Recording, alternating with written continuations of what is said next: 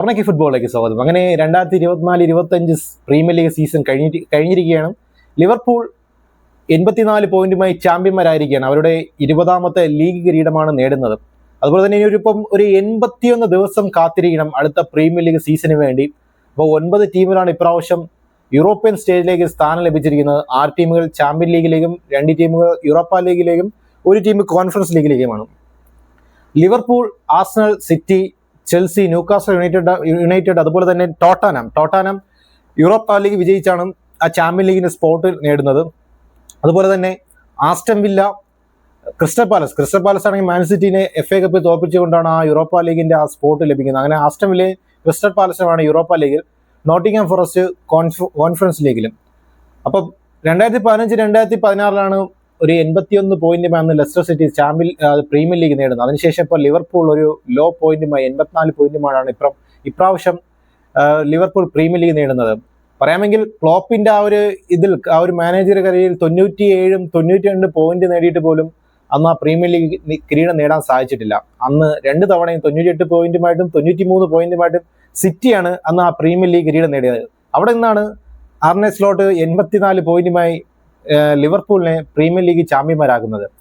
അത് ഈ സീസണിലെ ഒരു ടീമുകളുടെ ഒരു കൺസിസ്റ്റൻസി ഇല്ലായ്മയാണ് കാണിക്കുന്നത്. കാരണം എല്ലാ ടീമുകളും വളരെയധികം പ്രതീക്ഷയോടെയാണ് ഈ സീസണെ നോക്കിക്കണ്ടത്. പക്ഷേ അവർ പ്രതീക്ഷിച്ച ആ ഒരു നേട്ടം കൈവരിക്കാൻ അവരെ കൊണ്ട് സാധിച്ചിട്ടില്ല. സിറ്റി ആയിരുന്നാലും ആർസണലാണെങ്കിൽ കഴിഞ്ഞ 2 സീസൺ കൊണ്ട് നോക്കുകയാണ് ഒരു നല്ല തുടക്കമാണ് ആർസണൽ ലഭിക്കുന്നത്. പക്ഷെ അവസാനം കൊണ്ട് പല കാരണങ്ങളാൽ ആർസണൽ ആ ഒരു നേട്ടങ്ങളൊക്കെ ഡ്രോപ്പ് ചെയ്യുന്നുണ്ട്. ഇപ്പം ഈ ഒരു പ്രീമിയർ ലീഗ് നോക്കുകയാണെങ്കിൽ അതുപോലെ തന്നെ ചാമ്പ്യൻ ലീഗ് നോക്കുകയാണെങ്കിലൊക്കെ അവസാനം കൊണ്ട് കലമുടച്ച ഒരു ആർസണലാണ്. അതുപോലെ തന്നെ സിറ്റി പറയാമെങ്കിൽ എല്ലാ സമയത്തും സിറ്റിയുടെ മാനേജ്മെന്റ് സിറ്റിനെ ബാക്കപ്പ് ചെയ്യുന്നുണ്ട്. ഇപ്പം സിറ്റിക്ക് കുറെ പരിക്ക് കാരണം പറയാം ഒരു കൺസിസ്റ്റൻസി ഇല്ലാമ, പ്ലേയേഴ്സിനൊക്കെ ഒരു കൺസിസ്റ്റൻസി ഇല്ലാമൊക്കെ പറയാം. അപ്പൊ ഒരു എന്താ പറയാ ഒരു വിന്റർ ട്രാൻസ്ഫർ വിൻഡോയിൽ അവർ അതിനുവേണ്ടി അവരുടെ മാനേജ്മെന്റ് 3 പ്ലേയേഴ്സിനൊക്കെ കൊണ്ടുവന്നു. മർമോഷും അതുപോലെ തന്നെ അബൂബക്കർ കൊസ്നവ് എന്ന് പറയുന്ന ആ ഡിഫൻഡറൊക്കെ അവർ കൊണ്ടുവന്നു. പക്ഷെ എങ്കിൽ അവർക്ക് അവരുടെ സീസണെ രക്ഷിക്കാൻ സാധിച്ചിട്ടില്ല. അവർ ചാമ്പ്യൻ ലീഗിൽ നിന്ന് പുറത്തായി. പ്രീമിയർ ലീഗിൽ തുടക്കം മുതലേ മുടന്തിയാണ് വന്നത്. പക്ഷെ അവസാന നിമിഷം അവർ ചാമ്പ്യൻ ലീഗിന് യോഗ്യത നേടി. പറയാമെങ്കിൽ അവസാനത്തെ ആ ഒരു ഫൈനൽ ഡേയിൽ എല്ലാവരും പല നാടകീയ രംഗങ്ങളൊക്കെ പ്രതീക്ഷിച്ചിരുന്നു. കാരണം ഒരുപോലെ 5 ടീമുകളായിരുന്നു ചാമ്പ്യൻ ലീഗ് യോഗ്യതയ്ക്ക് വേണ്ടി പോരാടിയിരുന്നത്. Aston Villa, Newcastle United, Chelsea, Nottingham Forest അതുപോലെ തന്നെ സിറ്റി അടങ്ങുന്ന ടീമുകളാണ് അവസാന ആ ഒരു ഫൈനൽ ഡേയിലും ചാമ്പ്യൻ ലീഗ് സ്പോട്ടിന് വേണ്ടി പോരാടിയത്. പക്ഷെ അവിടെയൊക്കെ ഒരു പ്രതീക്ഷിച്ച ആ ഒരു നാടകീയതയൊന്നും കണ്ടില്ല. എങ്ങനെയായിരുന്നു ആ ഒരു സ്റ്റാൻഡിങ്, അതുപോലെ തന്നെയാണ് ആ ഫൈനൽ ഡേയും അവസാനിച്ചത്. ആസ്റ്റൺ വില്ലയാണ് അതിനേക്കാളും ഡിസപ്പോയിന്റ് ആയത്. കാരണം മാഞ്ചസ്റ്റർ യുണൈറ്റഡുമായി 2-0 തോൽപ്പിച്ച് അവരുടെ ചാമ്പ്യൻ ലീഗിന്റെ ആ ഒരു സ്വപ്നങ്ങളാണ് അന്ന് എമിലിയാനോ മാർട്ടിനസിന്റെ ആ റെഡ് കാർഡ് വഴി കണ്ടുപോയത്. കാരണം അവർ 2-0 അന്ന് യുണൈറ്റഡുമായിട്ട് തോറ്റ് ആ ഒരു യൂറോപ്പ ലീഗിലാണ് അവർ കടന്നുകൂടിയത്. അതുപോലെ തന്നെ സിറ്റി അന്ന് ഫുൾഹാമിനെ 2-0 വിജയിച്ചിട്ടാണ് സിറ്റി ചാമ്പ്യൻ ലീഗിന്റെ ആ ഒരു സ്പോട്ട് നേടുന്നത്. അതുപോലെ തന്നെ ചെൽസി, ഇതുപോലെ തന്നെ ചാമ്പ്യൻ ലീഗിന്റെ യോഗ്യതയ്ക്ക് വേണ്ടി ഉണ്ടായിരുന്ന ടീമും കൂടെയായിരുന്നു നോട്ടിംഗ്ഹാം ഫോറസ്റ്റ്. അവരെയാണ് 1-0 തോൽപ്പിച്ചത് ചെൽസി ചാമ്പ്യൻ ലീഗിന് യോഗ്യത നേടുന്നത്.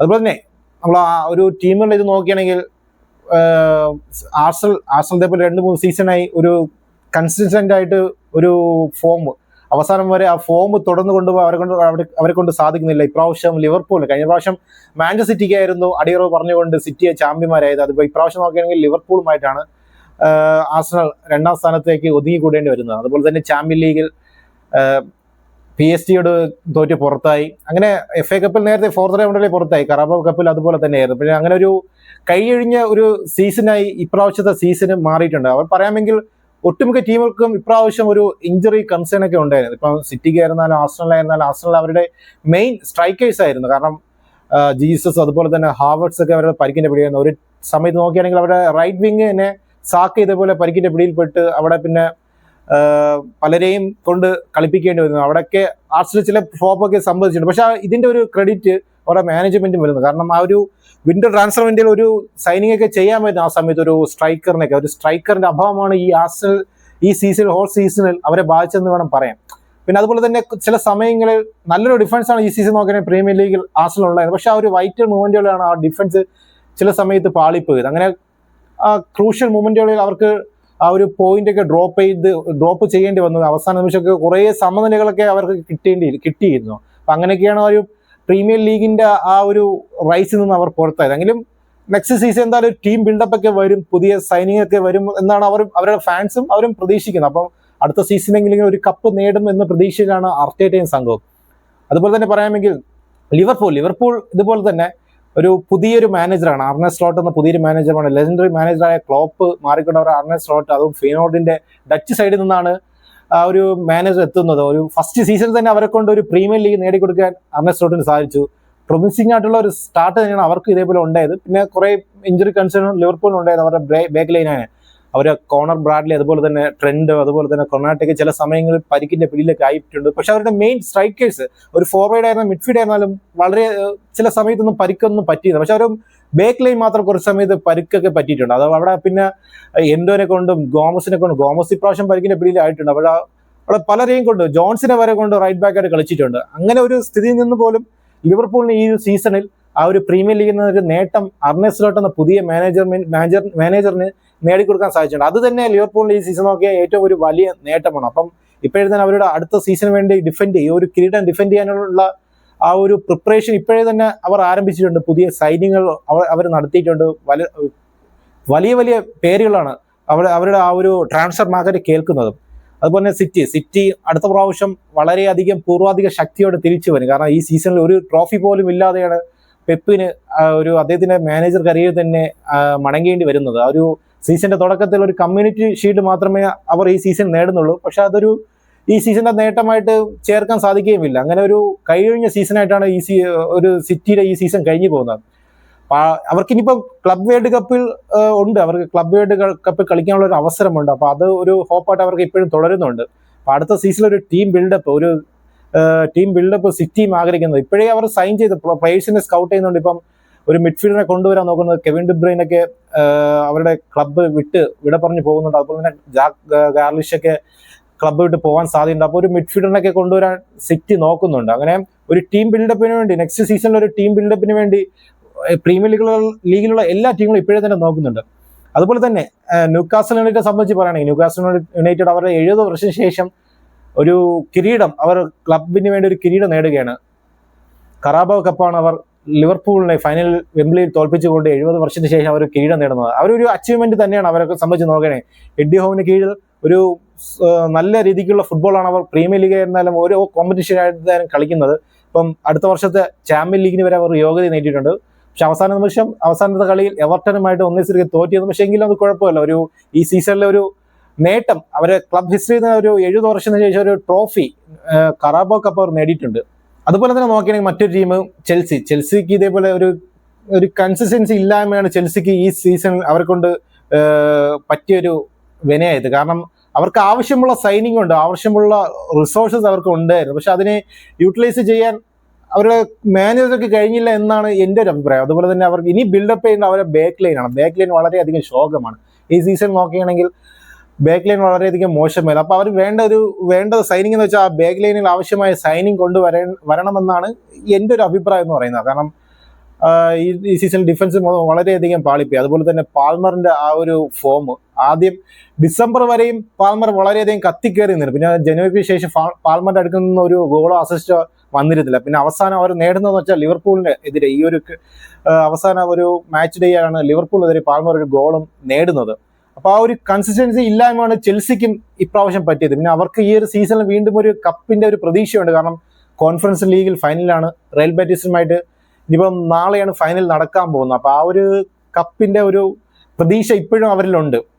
അതുപോലെ തന്നെ മറ്റൊരു ടീമാണ് ആസ്റ്റൺ വില്ല പറയാമെങ്കിൽ അവസാനത്തെ നിമിഷം മാഞ്ചസ്റ്റർ യുണൈറ്റഡുമായി 2-0 തോറ്റ ആ ഒരു ചാമ്പ്യൻ ലീഗിന്റെ ആ സ്പോട്ട് നഷ്ടപ്പെടുത്തിയിരിക്കുന്നത്. അതാണ് അവർക്ക് ഈ സീസണിൽ പറ്റിയത്. പക്ഷെ വളരെയധികം ഒരു നല്ലൊരു സീസണിലൂടെയാണ് ആസ്റ്റൺ വില്ലയും കടന്നു പോകുന്നത്. കാരണം ചാമ്പ്യൻ ലീഗിൽ അവർ ക്വാർട്ടർ ഫൈനൽ വരെ എത്തിയിരുന്നു. അന്ന് PSG തോറ്റ് പുറത്താവുന്നെങ്കിലും ചാമ്പ്യൻ ലീഗിൽ അവർ നല്ലൊരു പെർഫോമൻസ് ആണ് ഈ സീസണിൽ കാഴ്ചവെച്ചത്. അപ്പോൾ അടുത്ത വർഷത്തെ യൂറോപ്പ ലീഗിന്റെ സ്പോട്ടാണ് അവർ നേടിയിരിക്കുന്നത്. അതുപോലെ മറ്റു ടീം നോട്ടിംഗ്ഹാം ഫോറസ്റ്റിന് ഈ സീസണിൽ ഒരു 70% മൂന്നാം സ്ഥാനത്ത് തുടരുന്ന ടീമാണ്.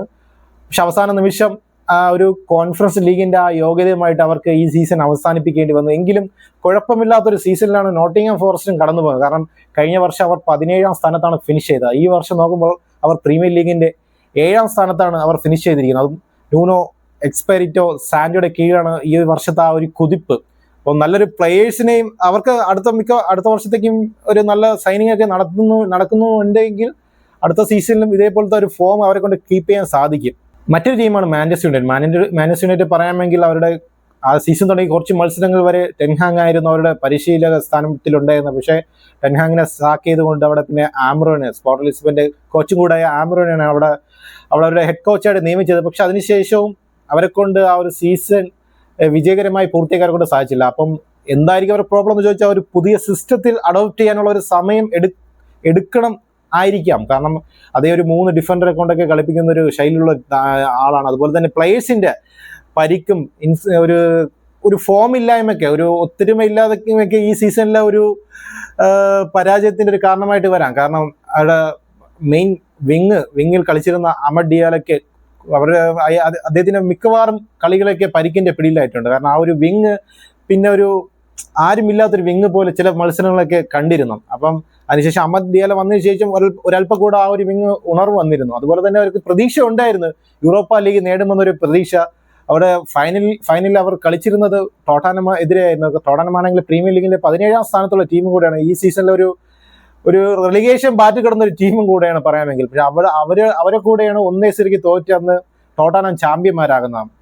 അപ്പൊ പറയാമെങ്കിൽ ഒരു പ്രൊമിസിംഗ് ആയിട്ടുള്ള ഒരു സ്റ്റേറ്റ്മെന്റ് ആ ഒരു സീസന്റെ അവസാനം എന്തായാലും മാഞ്ചസ്റ്റർ യുണൈറ്റഡ് നൽകുന്നുണ്ട്. കാരണം അമ്രയുടെ കീഴിൽ ഈ സീസൺ നോക്കുകയാണെങ്കിൽ ഒരു ഫൈറ്റ് നടത്തുന്നുണ്ട്. മാഞ്ചസ്റ്റർ യുണൈറ്റഡ് ടീമിനെ സംബന്ധിച്ച് നോക്കുകയാണെങ്കിൽ ഒരു ഫൈറ്റ് അവർ ചെയ്യുന്നുണ്ട്. മത്സരം വിജയിക്കാനും മത്സരത്തിനോടുള്ള ഒരു ഫൈറ്റ്, ഒരു ഇന്റൻസിറ്റി അവരിലുണ്ട്. അപ്പം ഒരു പ്രോപ്പറായിട്ടുള്ള ഒരു സൈനിങ് അവർ ആംബ്രൻ ഉദ്ദേശിക്കുന്ന പ്ലേയേഴ്സിനൊക്കെ കയ്യിൽ കിട്ടുകയാണെങ്കിൽ മാഞ്ചസ്റ്റർ യുണൈറ്റഡ് അടുത്ത സീസണിൽ എന്തായാലും അവർ ഉദ്ദേശിച്ച ആ ഒരു നിലവാരത്തിലേക്ക് എത്തും. ഇപ്പോഴേ തന്നെ അതിന്റെ ഒരു ഇതൊക്കെ നടക്കുന്നുണ്ട് അണിയറയിൽ. കാരണം മാത്യു കൂനിയനെ അവർ സൈൻ ചെയ്തതായിട്ടുള്ള വെർബൽ എഗ്രിമെന്റ് ഒക്കെ നടന്നതായിട്ടുള്ള റിപ്പോർട്ടൊക്കെ പുറത്തു വന്ന് അവർ സൈൻ ചെയ്തായിട്ട് പോകുന്നു. 3 വർഷം 5 വർഷത്തെ കരാറിലൊക്കെ സൈൻ ചെയ്ത് 65 മില്യനൊക്കെയാണ് മാത്യു കൂനിയനെ അവർ സൈൻ ചെയ്യാൻ പോകുന്നത്. അതുപോലെ തന്നെ ഒരു ഫോർവേഡ് അവരുടെ ലിസ്റ്റിലുണ്ട്. അപ്പൊ ഈ പ്രാവശ്യം നോക്കിയാണെങ്കിൽ അവരുടെ ഫോർവേഡ് മൊത്തത്തിൽ അപാര ഫോം ഔട്ട് ആയിരുന്നു എന്നാണ് പറയാം. ഹോയ്ലൻഡ് ആയിരുന്നാലും സിർക്കസി ആയിരുന്നാലൊക്കെ അപാര ഫോം ഔട്ടാണ്. അതുപോലെ തന്നെ നോക്കുകയാണെങ്കിൽ അവരെ കുറെ പ്ലേയേഴ്സ് ഇപ്രാവശ്യം അവരുടെ ടീം വിട്ട് പോകുന്നുണ്ട്. അതിലൊരു പ്ലെയറാണ് ഗർനാച്ചൊക്കെ ഇപ്രാവശ്യത്തോടെ മാഞ്ചസ്റ്റർ യുണൈറ്റഡ് വിടുമെന്നാണ്. അതുപോലെ തന്നെ ആംബ്രന്റെ ആ ഒരു പ്രോജക്റ്റ് ഗർനാച്ചയ്ക്ക് സ്ഥാനമില്ലെന്നൊക്കെ കേൾക്കുന്നുണ്ട്. അപ്പം പ്രോപ്പറായിട്ടുള്ള ഒരു സൈനിങ് ഒക്കെ വരികയാണെങ്കിൽ അടുത്ത സീസണിൽ എന്തായാലും മാഞ്ചസ്റ്റർ യുണൈറ്റഡ് ഒരു നല്ലൊരു നിലവാരത്തിലേക്ക് എത്തും. അതുപോലെ തന്നെ ടോട്ടാനോ ആണെങ്കിൽ റെലിഗേഷൻ ബാറ്റിൽ അടുത്ത് കിടക്കുന്ന ടീമാണ്. 17ാം സ്ഥാനത്താണ് കിടക്കുന്നത്. പക്ഷേ അവിടെ ഈ ഒരു മോശപ്പെട്ട സീസൺ നീണ്ടു പോലും അവർ യൂറോപ്പ ലീഗിൽ മാഞ്ചസ്റ്റർ യുണൈറ്റഡിനെ 1-0 തോൽപ്പിച്ചുകൊണ്ട് ആ ഒരു 18 വർഷത്തിന് ശേഷം അവർ ഒരു മേജർ കിരീടം നേടുകയും അതുപോലെ തന്നെ ചാമ്പ്യൻ ലീഗിന്റെ യോഗ്യത അവർ നേടുകയും ചെയ്തിരിക്കുന്നു. അത് റെലിഗേഷൻ ബാറ്റിൽ അടുത്ത് കിടന്ന ടീമാണ്. അത് കാണുമ്പോൾ തന്നെ നമുക്ക് ആ ഒരു ടേബിൾ കാണുമ്പോൾ തന്നെ നമുക്കൊരു ചിരി വരും. കാരണം 17ാം സ്ഥാനത്ത് കിടക്കുന്ന ടീം അടുത്ത വർഷത്തെ ചാമ്പ്യൻ ലീഗിന് യോഗ്യത നേടിയിരിക്കുകയാണ്. അപ്പം പോസ്റ്റഗ്നോഗ്ലുവിനെ സംബന്ധിച്ച് നോക്കുകയാണെങ്കിൽ അദ്ദേഹം പറഞ്ഞിരുന്നു, അദ്ദേഹത്തിന്റെ ഇന്റർവ്യൂ പറഞ്ഞത് 2ാമത്തെ സീസൺ ഒരു ബെറ്റർ സീസൺ ആയിരിക്കുമെന്ന്. അതുപോലെ അദ്ദേഹം ഒരു കപ്പ് ടൂർണമെന്റ് നേടിക്കൊടുത്തിരിക്കുകയാണ്. അപ്പോൾ 3ാമത്തെ സീസൺ ഇതിനേക്കാൾ ബെറ്റർ ആകുമെന്ന് അദ്ദേഹം പറയുന്നുണ്ട്. അങ്ങനെ 3ാമത്തെ സീസണിന് വേണ്ടിയുള്ള തയ്യാറെടുപ്പുകൾ ടോട്ടനം നടത്തണം. കാരണം അവർ ചാമ്പ്യൻ ലീഗിന് യോഗ്യത നേടിയിരിക്കുകയാണ്. അപ്പം നെക്സ്റ്റ് സീസൺ ഒരു ബെറ്റർ സീസൺ ആക്കാൻ അതിനുവേണ്ട ആവശ്യമായ സൈനിങ്ങളും ആവശ്യമായ പ്രിപ്പറേഷനുകളും നടത്തുമെന്നാണ് അവരുടെ ഫാൻസുകാരായിരുന്നാൽ വിചാരിക്കുന്നത്. അപ്പം ടോട്ടനം എന്തായാലും നെക്സ്റ്റ് സീസണിൽ ചാമ്പ്യൻ ലീഗിലുണ്ട്.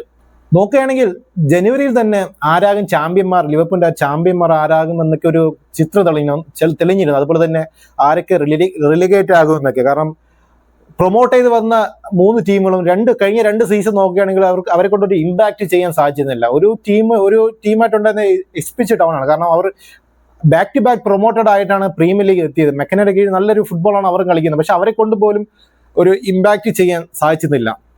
അപ്പം ജനുവരിയിൽ സാധാരണ ലിവർപൂൾ പോയിന്റ് ഒക്കെ ഡ്രോപ്പ് ചെയ്യുമായിരുന്നു. പക്ഷെ അവിടെ നിന്ന് ആർനെ സ്ലോട്ടിന്റെ കീഴിൽ ആ ഒരു ഇതിലേക്ക് ലിവർപൂളിനെ കൊണ്ടുപോകാൻ അദ്ദേഹത്തിന് സാധിക്കുമായിരുന്നു. കാരണം ഒരു കോൺസ്റ്റന്റ് ആയിട്ടുള്ള ഒരു ഫുട്ബോൾ അവരെ കൊണ്ട് കളിക്കാൻ സാധിച്ചു. ഒരു പോയിന്റ് കീപ്പ് ചെയ്യാൻ സാധിച്ചു. അവരെ കൊണ്ട് ചാമ്പ്യന്മാരാകാനും സാധിച്ചിരുന്നു. അങ്ങനെ അപ്പം ലിവർപൂൾ ഇപ്രാവശ്യത്തെ ചാമ്പ്യന്മാരായി. അതുപോലെ തന്നെ മറ്റൊരു ടീമുണ്ട്. കാരണം എവർട്ടൺ എവർട്ടന്റെ ഒരു കഥ പറയാതിരിക്കാൻ വയ്യ. കാരണം എവർട്ടൺ ഇതേപോലെ റിലേഗേറ്റഡ് ബാറ്റിൽ കിടന്ന ടീമാണ്. അപ്പൊ സെയിന്റ് ഡൈസിനെ അവിടെ സാക്ക് ചെയ്തുകൊണ്ട് ഡേവിഡ് മോയ്സിന് അവിടെ മാനേജർ ആക്കുന്നു. അതിനുശേഷം എവർട്ടൺ വച്ചടി കയറ്റത്തോടെയാണ് അവർ ഇപ്പോൾ ഒരു 13ാം സ്ഥാനത്താണ് അവർ ഉള്ളത്. യഥാർത്ഥത്തിൽ നോക്കിയാണ് 43 പോയിന്റുമായി. കാരണം ഒരു സമയത്ത് റിലേഗേറ്റഡ് ബാറ്റിൽ കിടന്ന ടീമാണ്.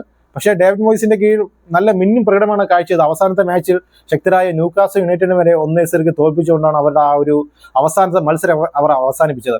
അതുപോലെ തന്നെ ഒരു നേട്ടമുണ്ടാക്കിയ ഒരു ടീം കൂടെയാണ് ബ്രൈറ്റന്റെ പേര് എടുത്ത് പറയാതിരിക്കാൻ പറ്റില്ല. കാരണം ബ്രൈറ്റന്റെ പുതിയ മാനേജറാണ്. കാരണം ഡിസർബി മാറി അവിടെ 36 വയസ്സുകാരനെ ജർമ്മൻ ഫുട്ബോൾ കൂടുകയായ ഫാബിയൻ ഹർസ്ലറാണ് അവിടെ ഒരു അതും ഈ പ്രീമിയർ ലീഗിലെ യങ്ങസ്റ്റ് മാനേജർ കൂടിയാണ് അവിടെ ബ്രൈറ്റന്റെ ആ ജോബ് ഏറ്റെടുക്കുന്നത്. പക്ഷെ അതിനുശേഷം വളരെ നല്ല കൺസിസ്റ്റന്റ് ആയിട്ടുള്ള ഒരു ഫോമാണ് പ്രീമിയർ ലീഗ് കാണിക്കുന്നത്. കാരണം അവർ 3-4 പോയിന്റ് വ്യത്യാസത്തിനാണ് അവർക്ക് ആ യൂറോപ്യൻ സ്പോട്ട് നഷ്ടമാവുന്നത്. അവരുടെ മെയിൻ കളിക്കാരെയൊക്കെ ഓരോ സീസണിൽ അവർ കൈയെഴുതുന്നുണ്ട്, കാരണം വിറ്റ് ഒഴിവാക്കുന്നുണ്ട്. പക്ഷെ എന്നിട്ട് പോലും അവരെ കൊണ്ട് ആ ഒരു ഫോം പിടിച്ചു നിർത്താൻ, പ്രീമിയർ ലീഗിൽ അവരെ ഒരു ഫോം നിലനിർത്താൻ അവരെ കൊണ്ട് സാധിക്കുന്നുണ്ട്. കാരണം പുതിയ മാനേജർ കൂടെ എന്ന ഹസ്ലർ ആയിരുന്നാൽ പോലും ആ ഒരു റിതം ബ്രൈറ്റന്റെ ആ ഒരു റിതം കീപ്പ് ചെയ്യുന്നുണ്ട്. അപ്പം ബ്രൈറ്റനും ഈ സീസണിൽ ഒരു നേട്ടം ഉണ്ടാക്കിയ ഒരു ടീം തന്നെയാണ്. അങ്ങനെ ഒരു പറയാമെങ്കിൽ ഒരു ലോ ടാലി വിജയിക്കുന്ന ഒരു ചാമ്പ്യന്മാരാകുന്ന ഒരു പ്രീമിയർ ലീഗിന്റെ സീസണാണ് കഴിഞ്ഞു പോകുന്നതെങ്കിലും ചില ടീമുകൾ അവരുടെ നേട്ടം നേടിയിട്ടുണ്ട്. ചില ടീമുകൾ അവർ പ്രതീക്ഷിച്ചത്ര നിലവാരത്തിലേക്ക് ഉയർന്നിട്ടില്ല. അപ്പൊ പുതിയ സ്വപ്നങ്ങളുമായിട്ടാണ് പുതിയ സീസണിന് വേണ്ടി 20 ടീമുകളും കാത്തിരിക്കുന്നത്. അപ്പോൾ ഒരു പുതിയൊരു വീഡിയോയിൽ കാണുന്നവരേക്കും നമസ്കാരം.